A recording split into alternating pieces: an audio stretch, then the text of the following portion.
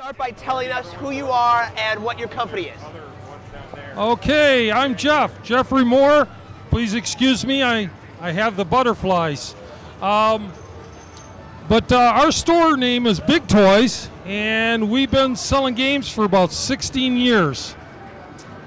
And this is one of the things we do to promote our products. We restore pinballs, video games, we build games, and we get into a wide selection of other game room games. So anyway, we're here to have fun and just be 16 again, and that's it. All right, so I'm curious to know, actually, one of my colleagues over here, he really would like to... He's a colleague? Colleague. Oh, he's a colleague. He would really like to buy a Battlezone arcade machine someday, and he's curious how much that would cost him. Well, first of all, we would have to do a financial search to see how much you can afford. And then, well, but seriously, Battlezone right around $990. That is restored and working. Little bit shaky game to keep running. It's got a lot of years on it, but we can do it. We restore XY monitors, which are on the older systems, and we rebuild the monitors all the way through to the LCDs. So Battlezone was one of the first games I had. I had it in my living room, and it was high tech back when I got into games, so that's it. What was the very first game that you got? It was a Miss Pac-Man, and I turned in a whole life insurance policy to buy it, and I bought it brand new and put it on location, and I spent a lot of money with the Warren getting approvals and stuff, and adhering to their codes. And the first week I made $5, and the second week I got it stolen. So that's how I started. Wow. So what made you open Big Toys? Have you always been a big fan of pinball and arcade games? Big fan of games, and it just got to be out of hand, and I had to quit my real job. I'm a licensed electrician by trade, but I had to give up an honest living to do this stuff. So this is what we do now. We've been doing it for about 16 years. I actually ran games on the street since 1981. Now, not like this, though. What is the market for something like this? I mean, you know, these machines, okay, there are some that are cheap, but a lot of them are $1,000 or more. How many people can actually afford this, whether the economy is bad or not? Well, the economy is bad, and this is all icing on the cake stuff, so people are not buying like they used to, but they still are buying. People still want affordable fun, and they're still building game rooms. They want to know where their kids are. Might cost them a few pizzas, but this keeps them at home in the game room. So it's just good, clean fun, and we're getting another generation here of pinball players.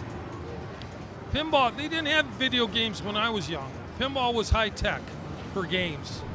So it's grown into video games, and also the pinballs have grown more technical. Just it keeps getting better and better. Yeah. Have you ever imported any games at Big Toys? We were the first importer in Michigan. Really? To import container loads from England, and we started importing huge amounts of games in 20 and 40-foot containers. We bought all they could supply to us, and the reason why is my theory is their average man couldn't afford a pinball like our average guy over here. So we had the market over here. They didn't seem to have the market like we had. So we could get much higher prices over here. Now, what about a game like Street Fighter 4? That game, you know, I don't even know if it was ever actually released officially in the United States. Is that something you guys would import? A Street Fighter 4 video game? Well, the arcade machine. Most of our games importing, we have imported some video games, but most of the games were pinballs that we imported. Oh, okay. And video games were plentiful around here. So we actually got a hold of thousands. We've sold thousands through the years, yeah. Now, okay, your market is, you know, home game rooms, mostly, right? Home games, yeah, pretty much. Some vendors buy from us, you know, but mainly homeowners, yes. Is there any way that arcades could ever come back, that any form of public gaming could ever be revitalized, or is it all home gaming from here on out? Well, home gaming is so much more sophisticated now than the earlier days, but I'll tell you, I think in your lifetime, hopefully maybe in mine, we'll start seeing the advent of true laser and hologram games, true hologram games. Yeah, I hope so. The ones that we've seen before were, you know, kind of trying to simulate that, but they weren't true holograms.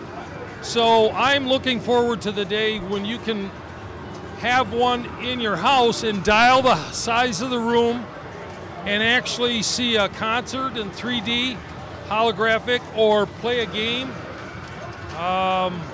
race in your own room, and the only thing they'll be missing is the smell of the burning tires. But there'll be someone that'll sell that too, I'm sure. Oh yeah, well they already have tried a thing called I Smell and other smell-o-vision type of things. Yeah. Like, it's called smell-o-vision in movies as a joke, but they've tried real smelling devices, they just haven't taken off. Yeah, yeah, I'm sure they have.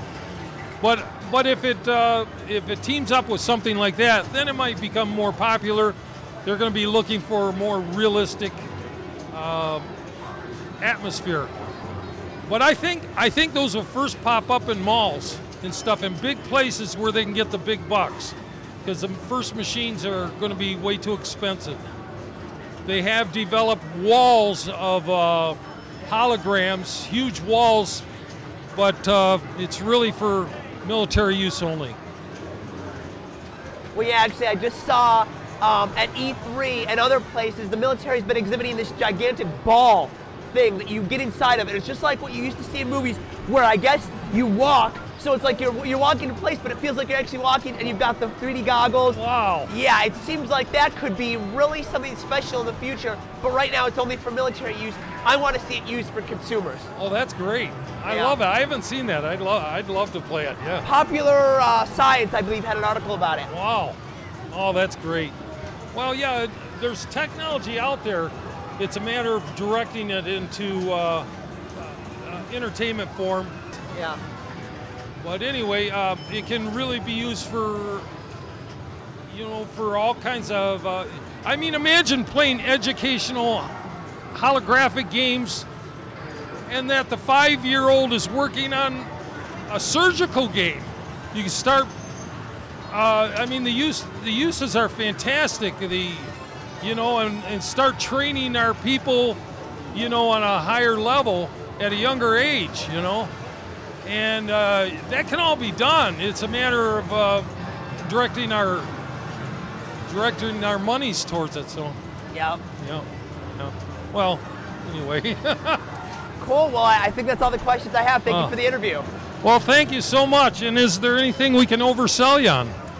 I don't think there is at this time. I can't afford anything at the moment, but I definitely have got it in the back of my mind because I want to get some stuff someday. Oh, thank you so much. Cool. Thank you. Okay.